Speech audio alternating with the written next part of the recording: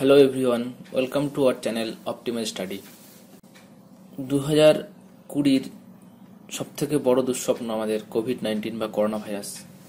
এই টপিকটা নিয়ে অসংখ্য লেখা, অসংখ্য ডেটা পাবলিশড হয়েছে। তো তোমরা যারা সামনে পরীক্ষার জন্য প্রস্তুতি নিচ্ছ, আইসিডিএস মেন্স বা ডাব্লিউবিসিএস মেন্স, ডাব্লিউবিপিএসসি বা যে কোনো কম্পিটিটিভ এক্সামের জন্য, আমি আজকের এই ভিডিওটিতে করোনা ভাইরাস বা কোভিড-19 সম্পর্কে যত ইনফরমেশন রয়েছে সেই 2019-এর ডিসেম্বর থেকে আজকে 2020-র নভেম্বর অবধি, তো আমি সব ইম্পর্ট্যান্ট জিনিসগুলোকে এই ভিডিওতে কম্পাইল করেছি।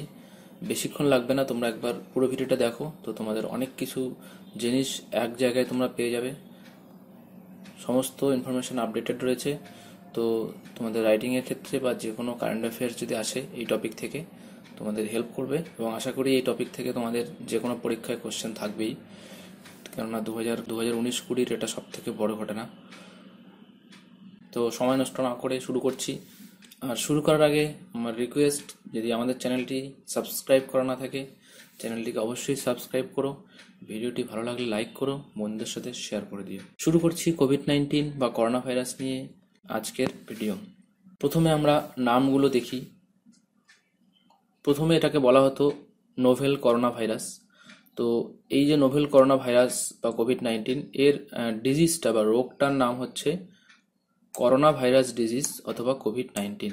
ঠিক আছে, করোনা ভাইরাস ডিজিজ অথবা কোভিড-19। আর ভাইরাসটার নাম হচ্ছে SARS-CoV-2। এখানে লেখা রয়েছে, দেখো, SARS-CoV-2। তো এর ফুল ফর্মটা তোমরা দেখে যাবে, ফুল ফর্মটা পরীক্ষায় আসতেই পারে। Severe acute respiratory syndrome corona virus 2। Severe acute respiratory syndrome corona virus 2। তো SARS-CoV-2, এখানে 2টা দিয়েছে এই জন্যে যে এর আগে এই করোনা ভাইরাস 2003 সালে এই করোনা ভাইরাস নামটা ইউজ করা হয়েছিল। 2003 সালে করোনা ভাইরাস আরেকবার এর প্রাদুর্ভাব ঘটেছিল, তো যার জন্য তখন SARS-CoV নাম ছিল, তো এখন SARS-CoV-2 এটাকে নাম দেওয়া হয়েছে। এবং SARS-CoV-2 এর ফুল ফর্ম হচ্ছে severe acute respiratory syndrome corona virus 2। ঠিক আছে, জিজ্ঞেস করতেই পারে। এরপর নেক্সট ইনফরমেশন হচ্ছে কবে শুরু হলো। ডিসেম্বর 2019।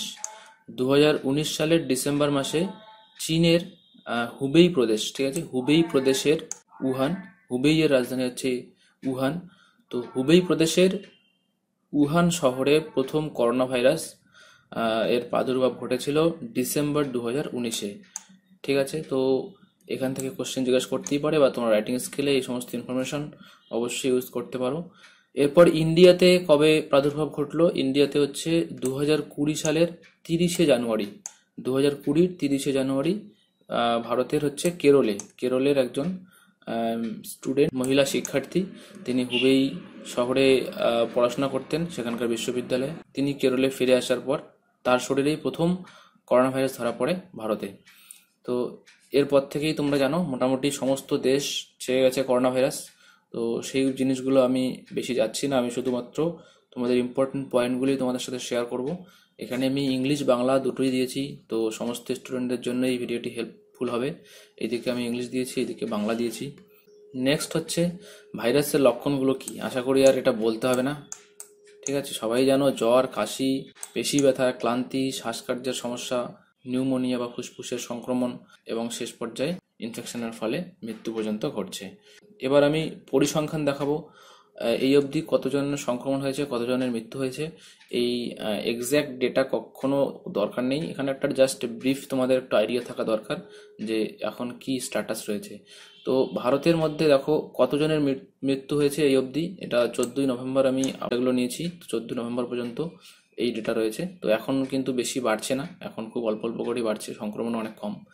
তো যাই হোক, তো এখন 14ই নভেম্বর 2020 পর্যন্ত মৃত্যু হয়েছে টোটাল 1,29,000। ঠিক আছে, 1,29,000 লোকের মৃত্যু হয়েছে ভারতে, আমাদের দেশে 1,29,000 লোকের মৃত্যু হয়েছে করোনা ভাইরাসের জন্য।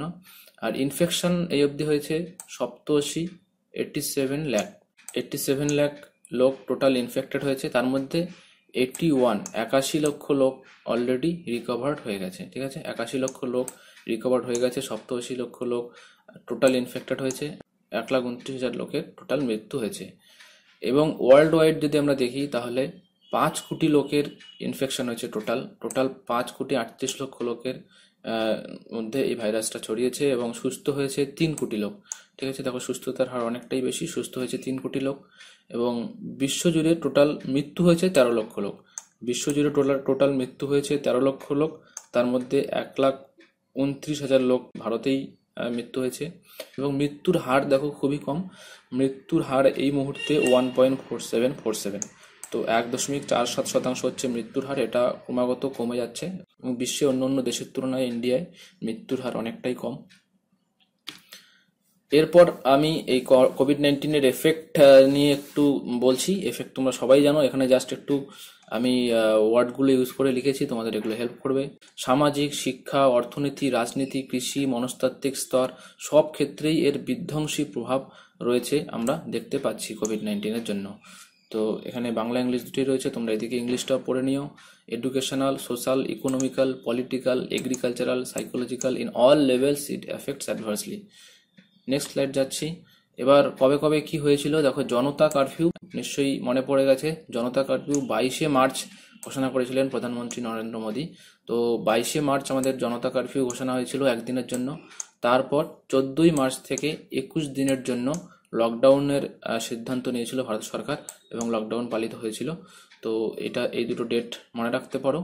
আর বিশ্ব স্বাস্থ্য সংস্থা, ওয়ার্ল্ড হেলথ অর্গানাইজেশন, যার হেডকোয়ার্টার কোথায়? হেডকোয়ার্টার হচ্ছে জেনেভাতে এবং এর চিফ হচ্ছে টেড্রস আধানন। তো এই টেড্রস আধানন বা ওয়ার্ল্ড হেলথ অর্গানাইজেশন এই করোনা ভাইরাসটাকে অতিমারি বা প্যান্ডামিক হিসাবে ঘোষণা করেছিলেন। যখন চীনে এটা দেখা দিয়েছিল 2019-এর ডিসেম্বরে, তারপরেই 2020-তে এসেই সেটাকে অতিমারি বা প্যান্ডামিক হিসেবে ঘোষণা করা হয়েছিল। এবং ইন্ডিয়াতে প্রথম দেখা দিয়েছিল কবে? 2020-র 30শে জানুয়ারি। নেক্সট হচ্ছে এবার কিছু কিছু ইম্পর্টেন্ট পয়েন্ট প্রত্যেকটা সেক্টরে কিভাবে এফেক্ট করেছে কোভিড-19 সেটা আমি দেখছি। দেখো স্বাস্থ্যসেবা কেন্দ্রগুলো কিন্তু ওই অতিমারির কেন্দ্রস্থল ছিল, কেননা প্রথম দিকে আমরা দেখেছি যে সমস্ত জায়গায় এই ভাইরাসটা দেখা দিয়েছিল ট্রিটমেন্টের জন্য যখন স্বাস্থ্যসেবা কেন্দ্রগুলোতে নিয়ে যাওয়া হয়েছিল, তখন যেহেতু প্রোটেকশন কি করে নেওয়া হবে সেরকম জানা ছিল না। আস্তে আস্তে সেটা আমরা বুঝতে পেরেছি কি করে এটাকে ছড়াচ্ছে, হ্যান্ড গ্লাভস বা স্যানিটাইজার ইউজ করার ব্যাপারগুলো পরে ধীরে ধীরে আমরা বুঝতে পেরেছিলাম। কিন্তু প্রথম দিকে এই প্রিকশনগুলো ঠিকঠাক না নেওয়ার জন্য স্বাস্থ্যকেন্দ্রগুলোতে দেখেছি প্রচুর স্বাস্থ্যকর্মীরা এবং অন্য পেশেন্টরা আক্রান্ত হতো। এবং এই জন্য সব থেকে বড় ভয়ের যেটা ছিল, আমরা দেখেছিলাম যে স্বাস্থ্য পরিষেবাটাই সব থেকে বেশি চ্যালেঞ্জিং হয়ে দাঁড়িয়েছিল।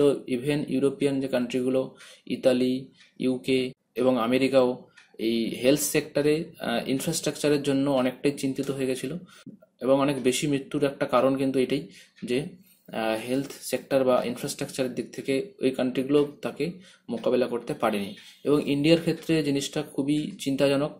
তোমরা অনেকেই জানো, দেখো আমাদের যে টোটাল জিডিপি বা গ্রস ডোমেস্টিক প্রোডাক্ট রয়েছে, তার 1% সামান্য বেশি শুধুমাত্র আমাদের এই স্বাস্থ্য ক্ষেত্রে বা স্বাস্থ্য পরিষেবার ক্ষেত্রে আমাদের গভর্নমেন্ট ইউজ করে থাকে। এটা খুবই কম, বিশ্বের ন্যূনতমের মধ্যে এটা একটা পড়ছে, যে দেশ 1%-এর সামান্য বেশি জিডিপি আমাদের স্বাস্থ্য ক্ষেত্রে ব্যয় করে। তো এটাকে অবশ্যই বাড়ানোর প্রচেষ্টা চলছে। লাস্ট বাজেটেও নরেন্দ্র মোদী প্রধানমন্ত্রী ঘোষণা করেছিলেন যে এই স্বাস্থ্য ক্ষেত্রে যে ব্যয়টা এটাকে অনেকটা বাড়ানো হবে, কেননা আমাদের ইনফ্রাস্ট্রাকচার বা পরিকাঠামোগত সমস্যা রয়েছে যা চিকিৎসা ক্ষেত্রে এই কোভিড-19-এর জন্য অনেক বেশি প্রকাশ্যে এসেছে। এবার জিডিপি বা গ্রস ডোমেস্টিক প্রোডাক্ট ইকোনমির উপর প্রভাব কি রয়েছে, এটা আমি সেপারেট একটা ভিডিও দিয়েছিলাম তোমাদের জন্য, ইকোনমির উপর কোভিড-19-এর প্রভাব। তো ওখান থেকে আমি জাস্ট ইম্পর্টেন্ট পয়েন্টটা এখানে নিয়েছি। অনেক এস্টিমেশন রয়েছে যে আমাদের জিডিপি এতটা কমতে পারে, কিন্তু আমি যেটা অ্যাকচুয়াল রেজাল্ট এসছে আমি সেটাকেই এখানে নিয়েছি। এটা 2021 হবে না, সরি 2020 হবে। তো এই 2020-র যে অর্থবর্ষ রয়েছে, 2020 অর্থবর্ষের Q1-এর যে জিডিপি ডেটা রিলিজ হয়েছে, তাতে ভারতের এই কোয়ার্টারে জিডিপি 23.9% কমেছে, 23.9%। এটা হচ্ছে হ্রাস পেয়েছে, নেগেটিভ হয়েছে। এবং বাকি ব্যবসা, শিল্প, পরিষেবাগুলো সমস্ত ক্ষেত্রে আমরা দেখেছি লকডাউনের ফলে সমস্ত ক্ষেত্রে তার এফেক্ট এসেছিল। রিয়েল এস্টেট, হোটেল ম্যানেজমেন্ট, খনিজ দ্রব্য উত্তোলন সব কিছুতেই যে প্রভাব পড়েছে তা 41 বছরের মধ্যে সব থেকে ভয়াবহ এবং সব থেকে তীব্রতম জিডিপি হ্রাস পাওয়ার রেকর্ড রয়েছে এই 2020 কোয়ার্টার 1-এ। নেক্সট হচ্ছে মাইগ্রেন্টস ওয়ার্কারদের যে কষ্ট, সেটা তোমরা অনেকেই দেখেছো যে লকডাউন যখন হঠাৎ করে ঘোষণা করা হলো, বিভিন্ন জায়গায় যে পরিযায়ী শ্রমিকরা রয়েছে তারা পায়ে হেঁটে বা কখনো সাইকেলে, গর্ভবতী মহিলা মায়েরা ছোট ছোট বাচ্চাকে কোলে নিয়ে পিচের রাস্তা দিয়ে দিনের পর দিন হেঁটে হেঁটে বাড়িতে পৌঁছেছিল। অনেক লোক সেখানে মৃত্যুবরণ করেছিল, কখনো ট্রেন লাইনে কাটা পড়ে বা কখনো রাস্তায় পড়ে অ্যাক্সিডেন্টের জন্য মৃত্যুর ঘটনা আমরা শুনেছি। তো মাইগ্রেন্টস ওয়ার্কারদের যে দুর্দশা সেটা সব থেকে আমার মনে হয় বেশি, এবং অনেক লোক যারা বিশেষ করে ডে লেবার, তাদের রুজি রুটির উপর অনেকটা প্রভাব পড়েছে। স্ট্রিট ভেন্ডর যারা রয়েছে তাদের বিজনেস পুরোটাই বন্ধ হয়ে গেছিল। তো অসংগঠিত ক্ষেত্রের যে ওয়ার্কাররা রয়েছে তাদের উপরেই সব থেকে বেশি খারাপ প্রভাব এসেছিল এই কোভিড-19-এর জন্য। তো রিসেন্টলি আমাদের সংসদে সরকারের তরফ থেকে জানানো হয়েছিল যে কতজন পরিযায়ী শ্রমিক মারা গেছে এবং চাকরির কি ক্ষয়ক্ষতি হয়েছে তার সরকারি কোনো পরিসংখ্যান তাদের কাছে নেই। এটা খুবই দুঃখজনক। যদিও তোমরা অন্য অন্য বিভিন্ন অর্গানাইজেশনের বিভিন্ন ডেটা পাবে, কিন্তু এটা আমি আমাদের সংসদে যে অধিবেশন হয় সেই অধিবেশনে সরকারকে যে উত্তর দিতে হয় বিরোধী পক্ষ কোশ্চেন করলে, সেই যে উত্তর তারা দিয়েছে সেই বেসিসে আমি এটা এখানে দিয়েছি। তারা বলেছে কোনো এক্স্যাক্ট টোটাল হিসাব কিন্তু সরকারের কাছে নেই। কোভিড-19 সংক্রমণের জন্য রিভার্স মাইগ্রেশন হয়েছে এই প্রথমবার। আমরা নর্মালি দেখেছি মাইগ্রেশন হয় কিভাবে, যে গ্রামের লোক কাজের জন্য শহরে যায়। তো এটা হচ্ছে নর্মালি হয় যে কাজের জন্য গ্রাম থেকে লোকে শহরে যায়, এবং শহরে যাওয়ার পরে যে কাজ হারিয়ে আবার গ্রামে ফিরে যাওয়া, এটাকে রিভার্স মাইগ্রেশন বলছি। তো এই রিভার্স মাইগ্রেশন মানে উল্টো দিকে যে মাইগ্রেশনটা, এটা এই প্রথম হচ্ছে। এবং এই এত বড় মাইগ্রেশন কিন্তু ভারত ভাগ 1947 সালে যে ভারত স্বাধীনতার পর যে ভারত ভাগ হয়েছিল, সেই ভারত ভাগের পরে এই প্রথম এত বেশি সংখ্যক লোক এক জায়গা থেকে আরেক জায়গায় স্থানান্তরিত হয়েছে কোভিড-19-এর জন্য। অসংগঠিত ক্ষেত্রে কিন্তু মহিলারা সব থেকে বেশি সংখ্যায় কাজ করে। 95% মহিলারা অসংগঠিত ক্ষেত্রে কাজ করে, এবং আমাদের অসংগঠিত ক্ষেত্রটাই সব থেকে বেশি। অসংগঠিত ক্ষেত্রে আমাদের ওয়ার্কারের সংখ্যা 90%-এর বেশি, এবং সেই 90%-এর মধ্যে মহিলারাই রয়েছে 95%, এবং মহিলারাই সব থেকে বেশি ক্ষতিগ্রস্ত হয়েছে। তো যারা আইসিডিএস পরীক্ষা দেবে, তো এই সমস্ত ইনফরমেশন তোমাদের একটু জেনে যাওয়া দরকার। এবং আমি এর পরে আরও দেখাবো যে ডোমেস্টিক ভায়োলেন্স কী করে বেড়েছে মহিলাদের উপর এই লকডাউনের ফলে। তো এর পরের স্লাইডে আমি দেখাবো সেটা। এবং রাস্তায় বিক্রেতাদের উপর প্রভাব অনেক বেশি, অলরেডি আমি বললাম। নেক্সট যাচ্ছি, কোন কোন ক্ষেত্রে সব থেকে বেশি প্রভাব পড়েছে দেখো। ভ্রমণ পর্যটন, ঠিক আছে, পর্যটন শিল্প একদম বন্ধ হয়ে গেছে কোথাও, যেহেতু লকডাউন হয়েছে কেউ কোথাও যেতে পারেনি।